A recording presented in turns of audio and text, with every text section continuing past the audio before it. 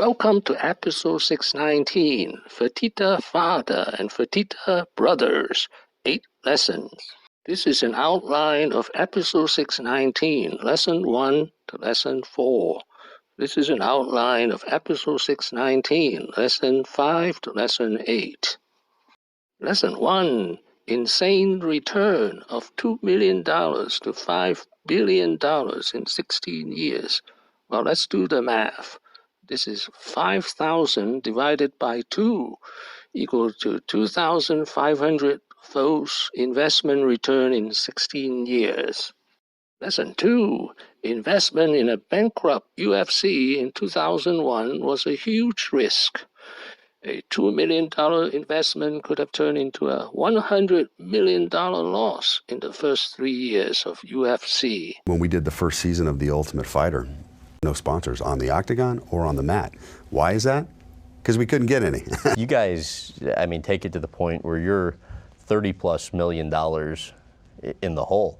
But we had those conversations like, you know what, how far are we willing to go? You know, an investment that we thought was $2 million has all of a sudden turned into $30–40 million, and there's no end in sight. This could easily turn into $100 million real quick. Because Lesson 3, the turning point of UFC. Secret of their success, marketing UFC as a sport instead of a brawl fight.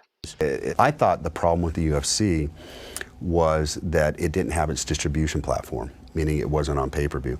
Once we got back on pay-per-view, I thought, oh, all problems will be solved. No, I couldn't have been farther from the truth, because what we were was a product. We weren't the same product that had been successful on pay-per-view.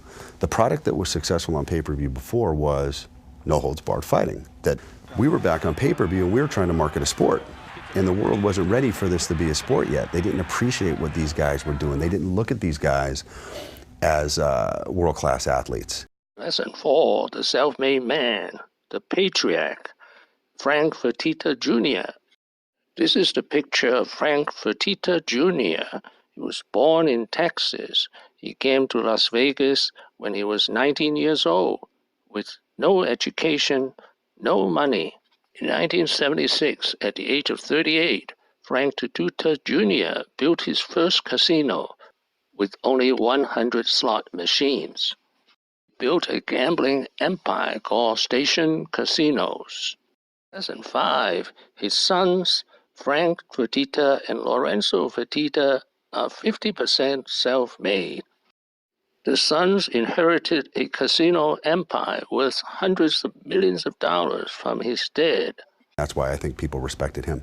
By 1993, I think you and your brother were pretty much running the gaming business, and you guys make the decision to take the company.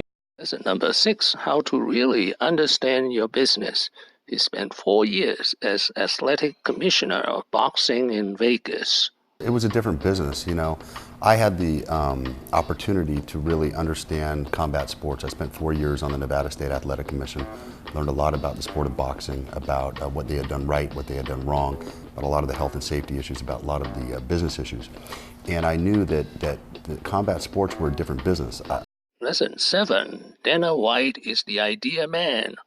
White was the one who proposed to the Fertitta Brothers to buy UFC in 2001. UFC, Dana White, Frank and Lorenzo Fertitta were childhood friends. This is truly the story of 3 fucking people, man, who really believed in this thing, and a lot of people who didn't. I don't even like talking about it, really. This has been fucking crazy emotional for me, and I'm emotional angry. I don't get emotional fucking, Lesson 8, you win by contrarian thinking.